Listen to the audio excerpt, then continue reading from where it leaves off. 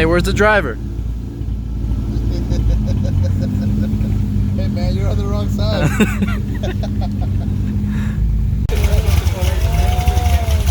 So we got this cammed out vet. What do I gotta do? Get the fuck in the car. Let's go. Hey, what did you think about though? I don't know. Sounds good. El Gapo. The tag says El Gapo. Watch him be fucking with buddy. And yeah, I'm only making 600 horsepower. And the other guy's like, yeah, this is that. And this motherfucker just. Yeah.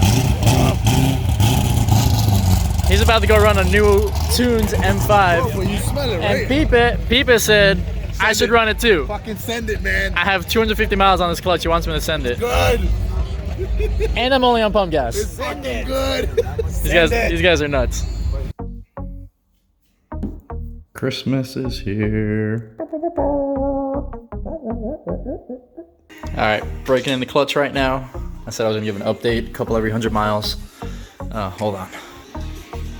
So the first couple 100 miles, the clutch was really grabby. It was real chattery. It was on and off, and I hated the car. I was like, this is not for me.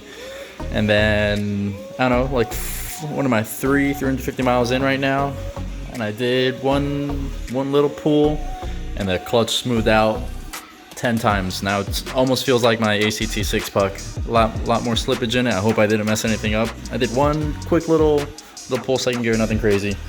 But I'm back to driving it normal. We'll see what happens. Hopefully I'll finish up the break in here soon. But while I'm waiting to do that, Black Friday parts came in. So you can guess what this one is. The Mishimoto IS300 radiator. And there's gonna be the brake kit I got from Z1 Motorsports to put the 300ZX calipers on 350Z track rotors, which are 12 3/4 inch. So I'm gonna get that going as soon as I get the wheels and tires in the next few days. So I need the wheels to be able to put the bigger brakes on. But for now, I'm gonna go ahead and start with this radiator. First thing we're gonna do is open the box. After you, we'll do the radiator box. Yep.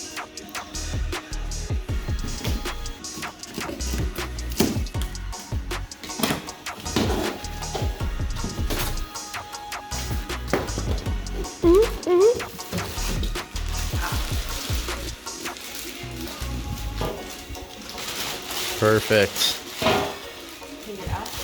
We can leave it in the bag until we get this one out first. So first thing we're gonna do is drain. We're gonna drain and save the coolant we have in here because it's the Toyota red stuff. So I'm gonna see if I can do it without jacking up the car. Got radiator cap off, disconnected the top hose, opened up the spigot. Got it draining right now. I'm gonna reuse this Toyota red coolant since it's pretty new. I kind of got comparisons of what I got coming out. There's a stock IS300 radiator that I have retrofitted into the Cressida with the new Mishimoto IS300 one, and that's actually the stock Cressida one. So hopefully this should bolt right in. I just got to swap the fans out from the OEM one to the Mishimoto one, throw it in, put some coolant back in it, flush it, take it for a spin, make sure it's not leaking. So let's see. Not like super tight? No. So I got my assistant here doing my handiwork. I'm not even doing anything, she's doing the whole thing.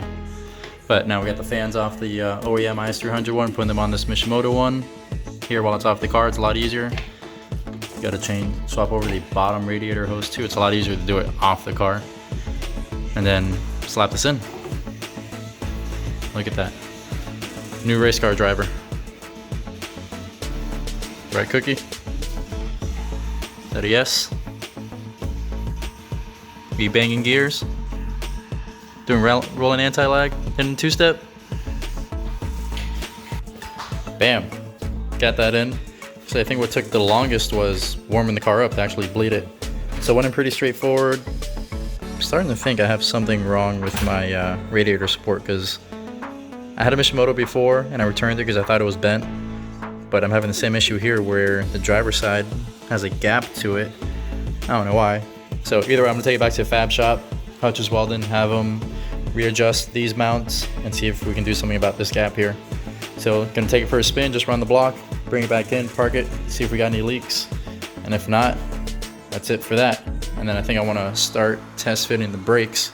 So when I finally get the wheels in a couple days, it'll be a lot easier to put them together, get it done quick.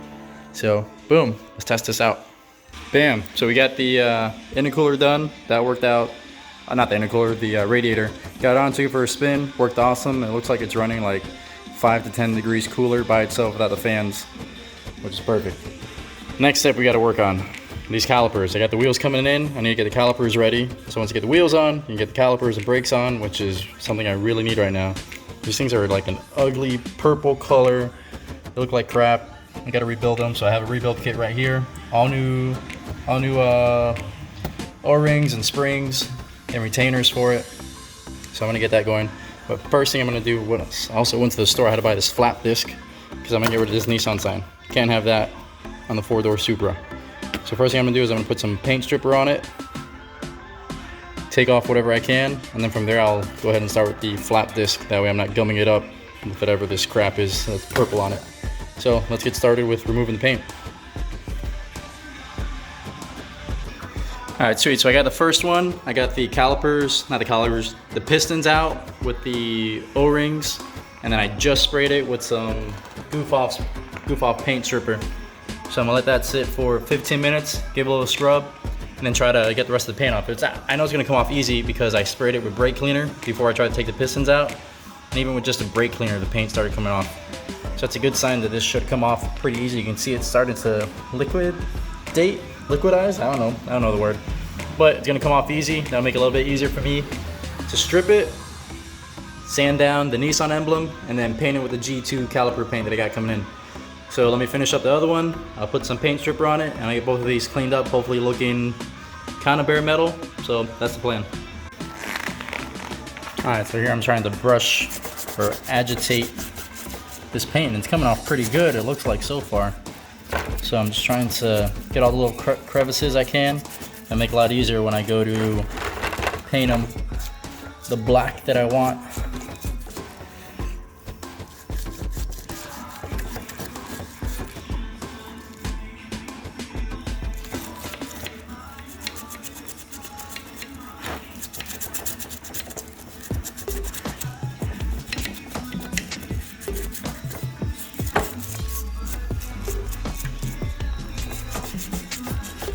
Gotta be careful with the stuff, it's pretty nasty. If you get it on you, it'll start burning right away. I'm gonna have to spray again in this back part, but I'll go ahead and wash this down now that I got the main parts scrubbed in. Got the first set done, or the first step of it, and obviously it all didn't come off. Did pretty good on the face, but it's a little thick in between these ribs up here, inside and on the back side. So I'll have to make sure it's a little bit easier now. I can pay attention to where the paint didn't come off, and I'll just spray extra there, get that off. And even on the pistons, there's a little bit where that top seal goes. I mean, I'm sure it would be fine if I left it as is, but I'm gonna make sure I spray some extra in there, get that out. It won't focus. I wanna get that out, make sure that seal seats correctly on there. So round 2 on these. I'm sure it'll only take 2 rounds, and I'll do the other side, and then I'll get started on rebuilding them. While I'm waiting for the paint stripper to work on the second try on the first set, I went ahead and took the other side apart in half, just to make it a little bit easier to clean in between, but also I'm replacing the O-rings in between the 2 halves.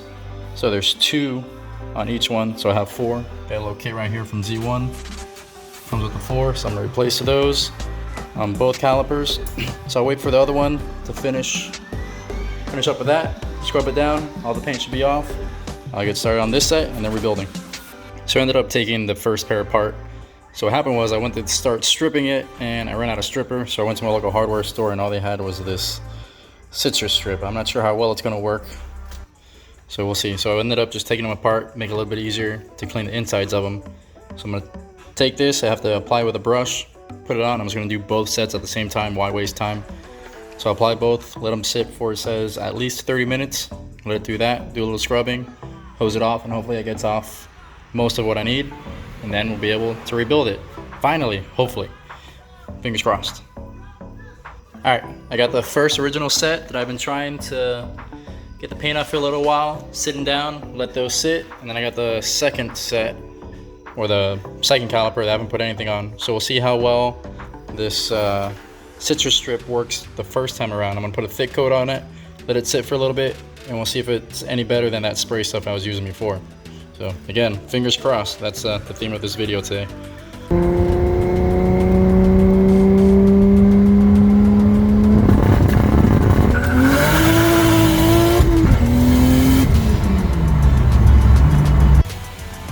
All right, I let the caliper sit overnight, actually longer than I was expecting. So this is the first caliper I tried to do it on. You can see it came out decent, but that's because I did the spray on stuff first, then the gel stuff. And these are the ones that are gel only. You can see it really didn't do too much. It just like a goopy mess. You can see all over here me trying to scrape it and whatnot. So honestly, I'm gonna say that's a no-go on that stuff.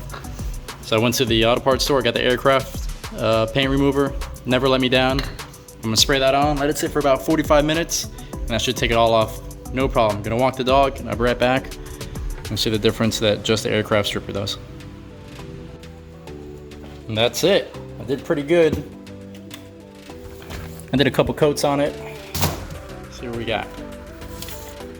Most of it came off, pretty happy with that. When I put the G2 paint on it, it'll cover up anything that's left on it. So it's pretty good with that. So that's all set, just waiting for the G2 paint to come in, and I'll knock that out. So waiting on that. Bolts came out, whatever. Actually, I don't mind leaving them a little bit purple, just a little homage to the purple that they came. Get all the pistons done. That's all set. Just waiting for the G2 paint to get here, and that should be it. Got news that the wheels and tires came in. That's gonna be the next thing, and I also ordered the LSD kit for the Mark III rear end that I have. So next step is gonna be finishing up these brakes. In the next episode, I'll be doing the full rear end swap. I'm changing the whole subframe, putting an LSD Mark III in with a Weir kit in it, and then the new subframe has all upgraded bushings and arms in it. So really looking forward to that. Well, I made over to my buddy's shop, Envy Motoring here in Fort Lauderdale, buddy DJ. And those look like my old wheels, and that's because I started putting on the new wheels. Woo! So I was able to get the rears on because the rears don't have extended studs. So these are Enkei RPF 1s, 17s all around, 17 by 9 in the rear, 17 by 8 in the front. The fitment's the fitment is perfect as far as offset. I wish it could be wider, but the way it sits against the coilover, there's not much room in between it, so this was a safe bet of what we could go with. So it's 255s in the rear, 235s in the front. Like I said, the rears don't have extended studs, so I was able to get away with these closed lug nuts. But in the front, I have ARP extended studs, and they wouldn't fit through the closed lug nuts that I got. So I ordered some. I'm gonna have to wait till I get them. I'm gonna have to ride home like this for now. It is what it is, but no big deal. Hopefully I get the lug nuts tomorrow, and then this next clip will be me installing wheels. But as you can see, this next clip is not me installing the wheels yet. So it's actually a few days later now. I was trying to install it, and I didn't get a chance to. I ordered lug nuts, and Prime sent me a bag, but it was empty. I got a bag with nothing in it, so I had to call Amazon, get a refund, order them again. They came in the next day, but I was working the next day, so I had to wait till I got home today. All these bags are garbage now, but all that matters is I got the lug nuts, and I got some hub-centric rings for the wheels too. Let me pull the car in. Let's see, just detailed the Lexus over there. It's been a long time since I did that. I did compound polish and wax on it. That took a whole day, but we got the Lexus. Let me grab my keys. I think I have them in my pocket. Pull in the garage, and we'll put the new wheels on. Hopefully we got no issues. Got the car jacked up. Check. Taking off lug nuts. Check. Don't need this anymore. Look at how bad this tire was. Who let me drive this? Don't need this spacer anymore either. We can get rid of that. Check. New wheel. Check. Now we gotta mount it. Almost forgot. We need our centering ring. See that? Got it right. Oh, can't get it out. Oh, you know it fits. Mount it up, check. And we need new lug nuts, wherever I put them. Hold on. And new lug nuts, check. Last step after installing them is to torque it down. You gotta do all 5 and be good to go. Got the wheels on, car looks awesome. I was ready to take the car for a spin. And then I realized my pulleys were making some noise. Then I found the broken bolts. Not that one. Must have had it right here. Here we go. See if you can recognize this off the bat. So this is actually the bolt. Oh, it's dark in there. Let's see. See that bolt hole right there for the AC compressor? It's actually it's basically a stud, and then a nut goes on it. And I must have lost the nut, didn't have it on, whatever the case may be. The AC compressor was vibrating, broke the stud, caused the front pulleys to not be aligned, to start squeaking, and that's how I found it out. So it sucks because, yeah, I have this piece of the stud out, but then it broke and there's still a piece stuck in the block. Hopefully it's sticking out a little bit. I can get some vice grips on it, get it out. So what I'll have to do now is I'll have to take off the serpentine belt, take off the AC compressor, give me some room, and I'll try to get that off, replace it, and get this back on the road. Still filming. What is it, John? YouTube, comment, like this video if you like it. Watch some more if you don't like it. Terrible. Doing absolutely horrible.